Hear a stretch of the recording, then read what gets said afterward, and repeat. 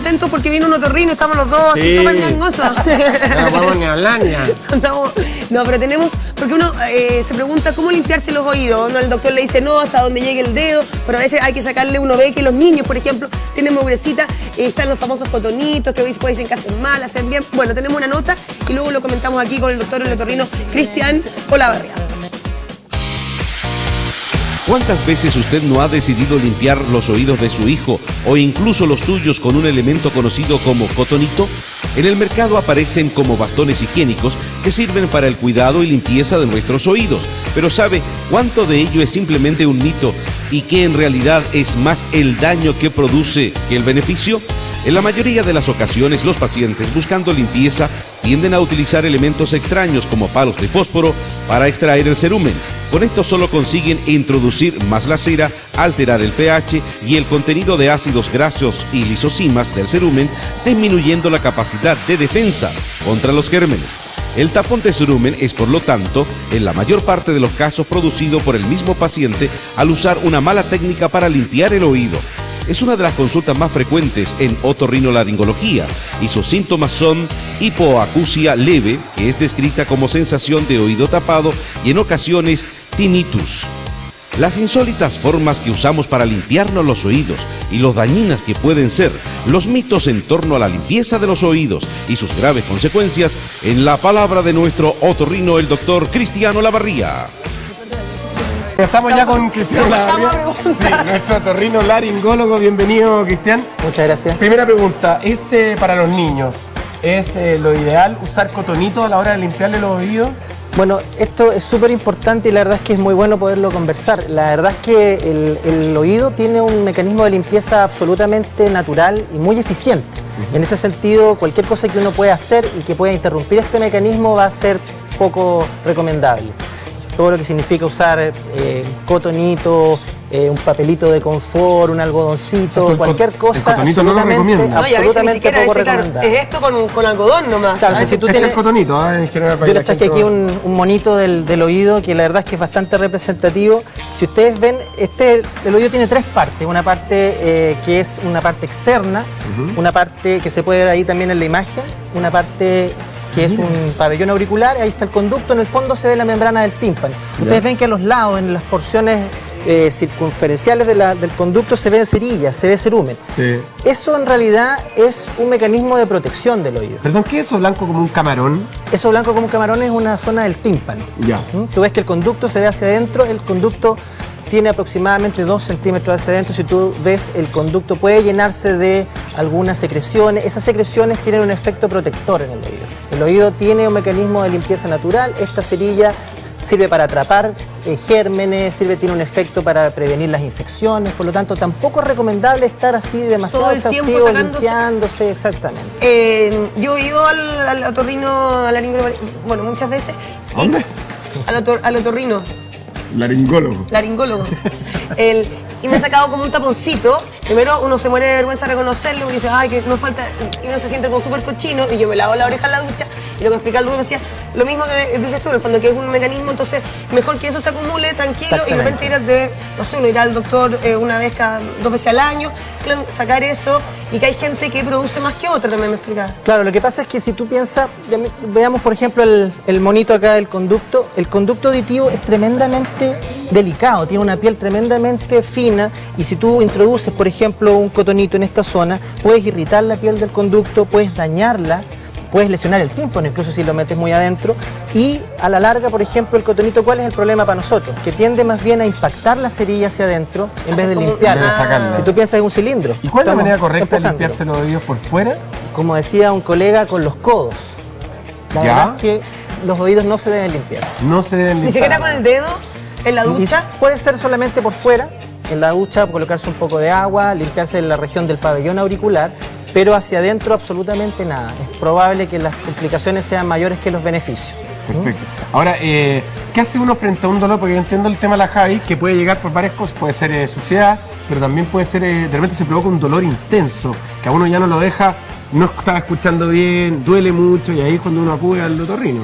Bueno, yo diría que básicamente lo que significa la consulta al otorrino por problemas del oído, hay dos cosas súper importantes. Una, el dolor. Si tú tienes dolor de oído, eso debiera consultarse. Muchas veces pueden ser patologías menos importantes y que las puede resolver el médico general, pero otras veces son patologías más complejas que deben ser vistas por el otorrino. Y lo otro, y es súper importante relacionado con lo mismo, con el cuidado y la limpieza del oído, la sordera. Si uno está de repente, bruscamente empieza a sentir que el oído está tapado o escucha mal, no es recomendable pensar, es un tapón, me quedo tranquilo, voy la próxima semana. Yo siempre hago la misma comparación. Si tú tienes de repente, de un día para otro, te quedas sin ver con un ojo, no vas a esperar una semana para ir al oftalmólogo. Claro. Acá es lo mismo, son órganos de los sentidos y eso evidentemente significa cuidarlo. Pero Rodrigo, perdona, Cristian. Sí. Es muy distinto un dolor cuando uno está resfriado y te duele un oído, que es como, ¿cachai? Como los tenés medio tapados, pero tú decís esto es resfrío. A otro dolor, ¿cómo yo...? Básicamente es difícil poder saber como un paciente, digamos, si yo tengo un dolor de oídos, qué patología o problema tengo. En general, el dolor de oídos debe ser un motivo de consulta siempre, sobre todo si se acompaña de pérdida auditiva o de vértigo o de sensación, por ejemplo, de hinchazón de la cara o del conducto auditivo. Dos preguntas. Los niños, el tema de los niños y las mamás, porque uno ve de repente a niños que te pasa así y tiene como este cerumen, esta grasita en la oreja. Entonces uno dice que no se la limpian, si en el fondo esa cerita que se ve como ese color medio caramelo, ¿eso a los niños no hay que tocárselo o si es por afuera se pueden tocar? Es una pregunta que está relacionada con ¿a qué edad debe ir por primera vez a verse, por ejemplo, hacerse una revisión de oído un niño? Bueno, con respecto a lo primero, la verdad es que volvemos a lo mismo. O sea, la limpieza del oído es solamente externa. No tenemos que hacer absolutamente nada más con el oído que limpiarlo solo fuera. Lo que se vea, la parte del pabellón auricular y la porción quizás más externa del conducto. Para adentro, nada. Con respecto a lo segundo, es súper importante que un niño que está en edad preescolar, por ejemplo, pueda consultar al otorrino para hacer básicamente un examen muy importante que es una audiometría. Nosotros lamentablemente en Chile tenemos todavía problemas en lo que se refiere al screening neonatal de hipoacusia, es decir, a las guaguas cuando nacen no siempre se le hace examen para poder saber si esa guagua nació con un defecto auditivo o no. Y eso es tremendamente importante porque va a marcar toda tu vida y el diagnóstico precoz significa un tratamiento precoz. Ya que todavía no tenemos eso en forma generalizada, sí podemos pesquisar a esos niños precozmente en una etapa preescolar donde pueden hacerse un examen. 4 años. 4 años, 4 o 5 años y donde pueden eventualmente pesquisarse problemas auditivos que sean importantes de diagnosticar, insisto, precozmente. Tenemos preguntas de Twitter. Sí, doctor. Cintia Valle dice, trato de limpiarme los oídos una vez al mes de manera profesional, pero siempre después de la limpieza termino con mareos que me duran 2 o 3 días. ¿Eso es normal?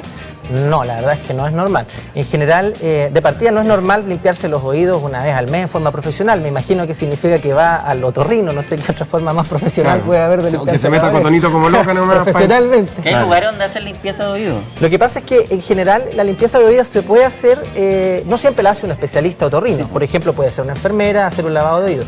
La verdad es que es un procedimiento que es relativamente simple, pero no muy recomendable porque no van a ser capaces muchas veces de diagnosticar otros problemas que puedan estar asociados al tapón de cerumen. ¿Y es necesario que sea mensual? Para nada. Es muy exagerado. Es exagerado. De hecho, como insisto, la piel del conducto auditivo está protegida de alguna manera por esta cerilla que tiene un efecto de evitar las infecciones, de si hay alguna secreción o mugre externa, pegarla porque es ligosa, ¿no es cierto? Y eso por lo tanto permite que el oído se mantenga sano. Cristian, ¿cada cuánto, así más o menos para la gente que lo está viendo en la casa, cada cuánto uno debería ir al otorrino? Bueno, el tema, por ejemplo, en relación a lo que se refiere a limpieza de oído, si uno va una vez al año, la verdad es que está bastante bien. Tenemos excepciones, obviamente todos los otorrinos tenemos algún paciente por ahí regalón que va 3 o 4 veces al año porque genera mucha cerilla en forma natural. Pero un control anual debe ser más que suficiente, ¿no? ¿Y qué cosas, por ejemplo, hay que poner atención las mamás cuando los niños, casos, por ejemplo, típicos, tienen como un adenoide, que roncan mucho y son muy chiquititos? ¿Cuándo una mamá debería acudir, más allá de este control que sería bueno del preescolar? Hay que ponerle ojo si escucha poco, qué cosas uno puede poner atención y como decir, quizás debería llevarlo al otorrino. Claro, mira, para un poco relacionarlo con lo mismo del oído, la pregunta, en general, por ejemplo, el problema de adenoide, tú sabes que el adenoide es un tejido que está entre la nariz y la garganta, es como una amígdala que se encuentra entre la nariz y la garganta.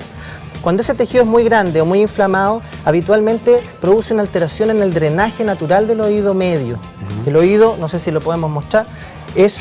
Luego del conducto auditivo hay una membrana que se llama tímpano y después hay una caja que tiene aire. Funciona como un tambor, por decirlo de alguna manera, haciendo que retumben los sonidos. Este es el oído medio. Entonces, este oído medio necesita aire y para ventilar se va a través de un tubito a comunicar con la nariz y la garganta. Es el típico tubito que uno utiliza cuando viaja en avión, por ejemplo, y el oído se tapa y uno aprieta la nariz para tratar de destapar los oídos. Perfecto. Cuando hay mucho tejido adenoideo o muy inflamado, en esa zona se produce una obstrucción del drenaje del oído, que es también lo que se genera, por ejemplo, cuando uno viaja en avión y el oído duele, se produce por una falta de presión a ese nivel.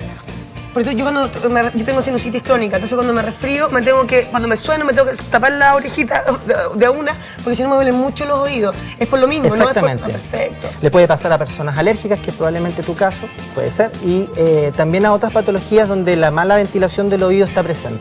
Bueno, entonces ya sabemos que por lo menos una vez al año visita al otorrino. Oye, y tenemos también, pueden mandarnos arroba mucho gusto mega, Twitter, y no también al mail, preguntas. Tenemos especialistas, tenemos esta nueva etapa de Mucho Gusto, tenemos varios especialistas, tenemos un otorrino, así que pueden mandar sus preguntas, sus casos, para que nosotros vayamos contestando aquí en el programa. Gracias, Cristiana. Muchas gracias, Cristiana. Que te vaya muy bien.